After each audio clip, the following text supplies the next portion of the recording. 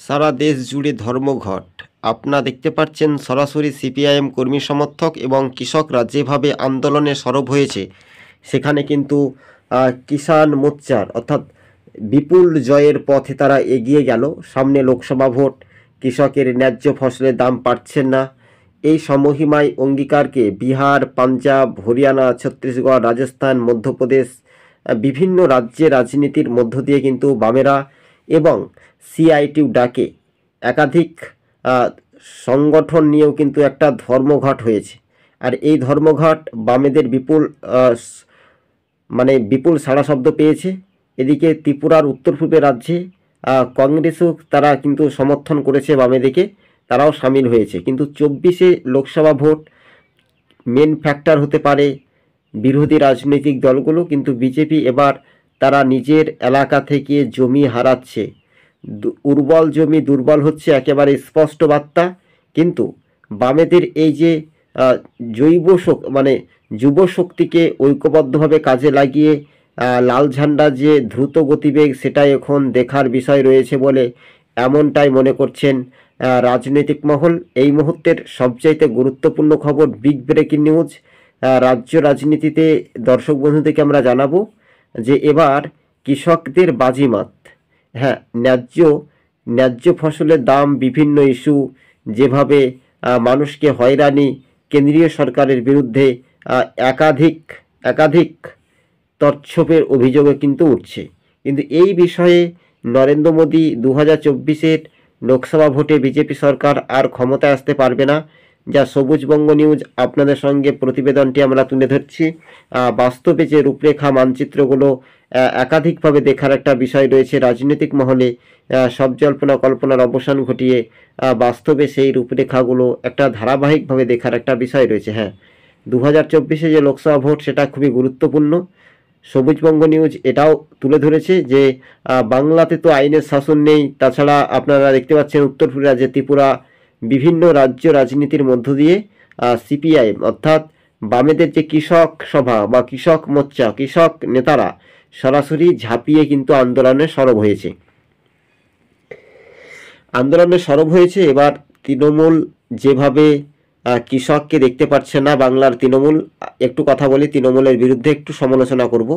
কেননা এই রাজ্যে যখন একটা ধর্মঘট বা বন সমর্থন করানো হয়, প্রতিটি রাজনৈতিক দল যখন বন ডাকেন, প্রতিটি রাজনৈতিক দলের কথা বলছি আমি, কিন্তু দলমত নির্বিশেষে, কিন্তু এই রাজ্যে তৃণমূলও তো একসময় বন ডেকেছিল।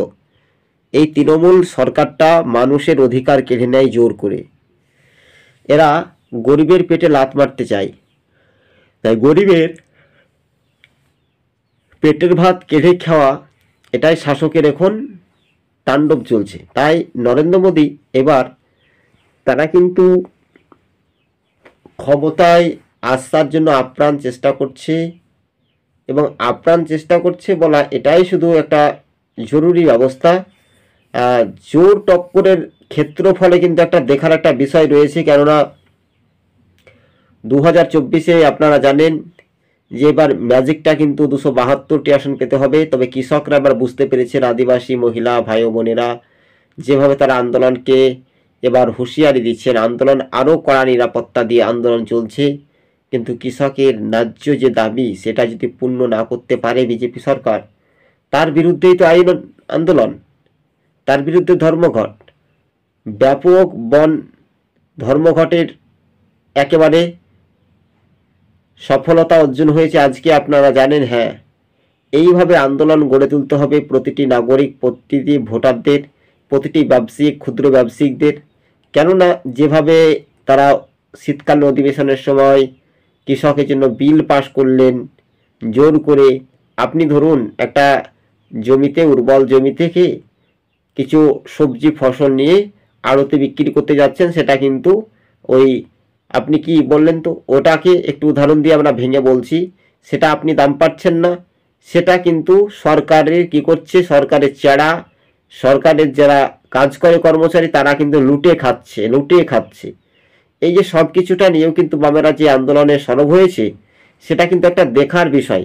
তাই এছাড়াও কংগ্রেস নেতা রাহুল গান্ধীও তিনি জানিয়েছেন যে বিজেপির বিরুদ্ধে লড়াইয়ের ডাক, সেটা কিন্তু এবার নরেন্দ্র মোদীরা ভয়ে কিন্তু একটা কাঁপুনি লেগেছে, বাস্তবে একটা কাঁপুনি লাগে। শীতের সময় দেখবেন অনেকটাই গায়ের লোম শিউরে হয়ে ওঠে।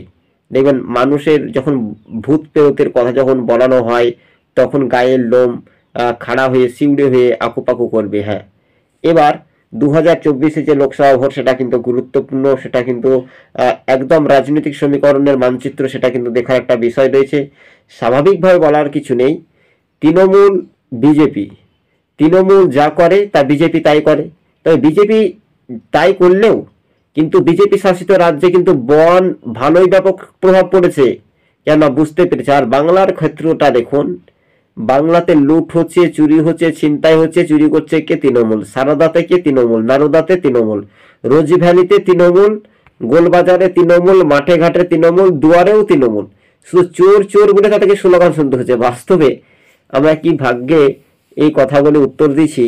আর প্রশ্ন, দর্শক বন্ধুরা এখন একটু হাসাহাসি করবেন, কিন্তু কৃষকের ন্যায্য দাবিতে, ন্যায্য ফসলের দাবিতে বাম যুব সংগঠন দিচ্ছে ডাক, শাসক দল নিপাত যাক, এই স্লোগানকে সামনে রেখেই বামেদের একটা উৎসাহ বা খোঁজ মেজাজ কিন্তু বলাই যেতে পারে। কিন্তু রাজনৈতিক মহলে সব জল্পনা ঘটিয়ে বাস্তবে সেটাই কিন্তু একটা দেখার একটা বিষয় রয়েছে। হ্যাঁ, এবার খেলা জমবে। কৃষকদের যে বাজিমাত, বামেদের যে বাজিমাত, সেটা কিন্তু শাসক দলকে তীব্র নিশানা বা তীব্র সমালোচনা সেটা কিন্তু পেতে হচ্ছে। এবার একটা একটা সময়ের কথা বলুন, যে রাজনৈতিক দলগুলো যেভাবে আপ্রাণ চেষ্টা করছে মানুষের মতামত নিয়ে, মানুষের গণতান্ত্রিক অধিকার নিয়ে, সেটা তো কতটা প্রভাব পড়তে পারে। সারা দেশের কৃষকের ন্যায্য ফসলের দাম, বিভিন্ন ইস্যু, অর্থাৎ যেভাবে আইন অমান্য, আন্দোলন করতে গিয়ে পুলিশ লাঠি পেটা করছে শাসক দল দলদাস হয়ে, কিন্তু এটা কি বলেন তো, মানুষ একদিন না একদিন শাসক দলকে পরাজিত করবে। তাই আপনি আপনার রাজ্যে ধর্মঘট করতে দিলেন না, খুব বাহুবলী, খুব নাম শোনা নাম হলো, কিন্তু দুর্নাম করছে কি জাতীয় নির্বাচন। কেননা তিনারাও খবর দেখেন, তিনারাও বাংলা বোঝেন, হিন্দি বোঝেন, ইংলিশ বোঝেন, উর্দু বোঝেন, আরবি বোঝেন, তামিলি ভাষা, বিভিন্ন ভাষা আপনারা প্রয়োগ 152টি ভাষা তিনি জানেন বা বোঝেন।